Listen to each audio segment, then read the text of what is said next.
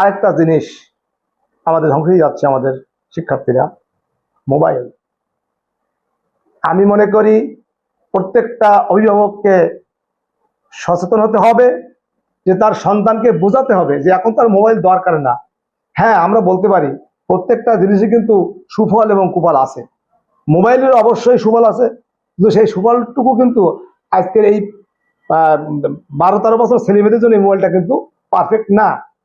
তো তারা হয়তো বায়না ধরে, কিন্তু অভিভাবকরাও সেই আবদারে পড়ে সন্তানের আবদারের জন্য মোবাইল হাতে তুলে যান। কিন্তু মোবাইলটা আমি মনে করি আমার দৃষ্টিকোণ থেকে ইন্টারমিডিয়েট পাস না করা পর্যন্ত কোনো শিক্ষার্থী হাতে মোবাইল দেওয়া উচিত নয়। স্যার, এখানে আমি একটা কথা বলতে চাচ্ছিলাম, যেহেতু এটা একটা তথ্য প্রযুক্তির যুগ, আমরা তথ্য, আমাদের যে সন্তানরা আছে তারা একটা তথ্য প্রযুক্তি যুগের ভিতরে বসবাস করছে।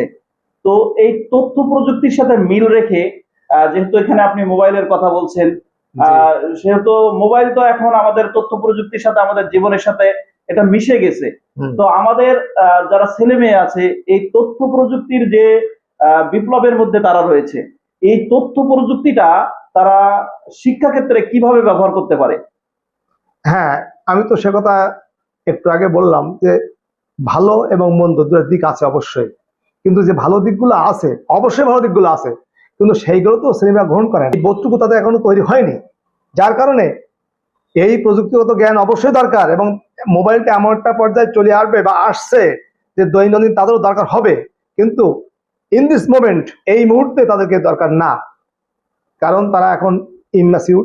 যখন ম্যাচিউর হবে। আপনার সাথে আরো একটু অ্যাড করতে চাই, যেহেতু স্যার তথ্য প্রযুক্তি যুগের কথা বলছেন, দেখুন সম্প্রতি কিন্তু আমরা সবাই জানি, মিডিয়াতে দেখেছি যে করোনাকালীন সময়ে অনেকে এই তথ্য প্রযুক্তি ব্যবহার করে অনার্গাল ইংলিশে কথা বলতে শিখেছে।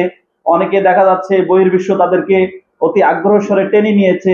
তো আসলে তারা প্রযুক্তি, স্যার যেটা বলতে চাচ্ছিলেন যে আসলে প্রযুক্তির যে সুফল, এই সুফলটা কিন্তু আমরা ব্যবহার করি না, আমরা সবসময় কুফলটাই ব্যবহার করি। তো অবশ্যই আমাদেরকে প্রযুক্তির সাথে তাল মিলিয়ে চলতে হবে। তো স্যার, আমার আরেকটা প্রশ্ন ছিল, বর্তমান সময়ে দেখা যায় যে বাসা বাড়িতে খুব অশান্তি লেগে থাকে।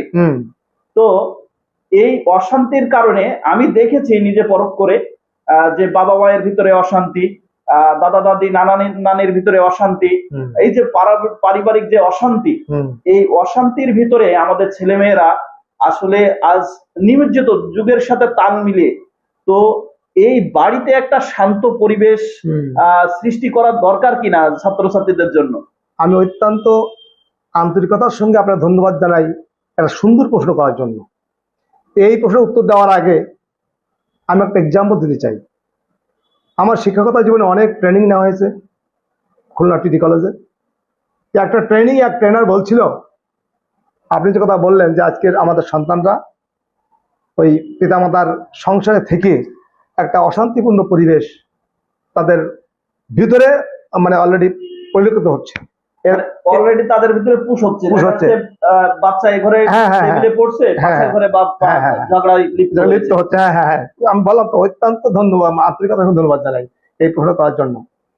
এক্সাম্পলটা হচ্ছে এই যে আমার এক ট্রেনার একদিন বলছিলেন বাই ক্লাস নেওয়ার ভিতরে, যে আজকের সন্তানরা কিন্তু অনুকরণ করে, যখন পিতামাতা ভিতরে মনোমালিন্য হয়, ঝগড়া হয়, মানে সেটা দৃশ্যমান, তখন ওই প্রভাবটা কিন্তু সন্তানের পড়ে, বর্তায়। এই জন্য পিতামাতা যদি সচেতন থাকতো তাহলে ওই সন্তান সামনে কখনোই তারা ঝগড়াঝাটি করতো না। যদিও স্বামী স্ত্রী একটা দাম্পত্য জীবনে কোনো হতেই পারে, তো সেটাকে দৃশ্যমান নয়। এই জন্য আমাদের ট্রেনার বলছিল যে অস্ট্রেলিয়ায় স্বামী স্ত্রীর একটা গন্ডগোল লেগে গেল, যাওয়ার পরে স্বামীও চাকরি করে, স্ত্রীও চাকরি করে। কোনো একটা 7-8 বছরের বাচ্চা ছিল। এখন এই বাচ্চার সামনে তাদের যে মান অভিমান ছিল, তাদের ভিতরে যে ক্ষোভ, যে দুঃখ, যে রাগ, যে বিরাগ বা যে অনুরাগগুলো ছিল, সেগুলো যদি স্বামী স্ত্রী একে অপরের এই বাসার ভিতরে এটা মানে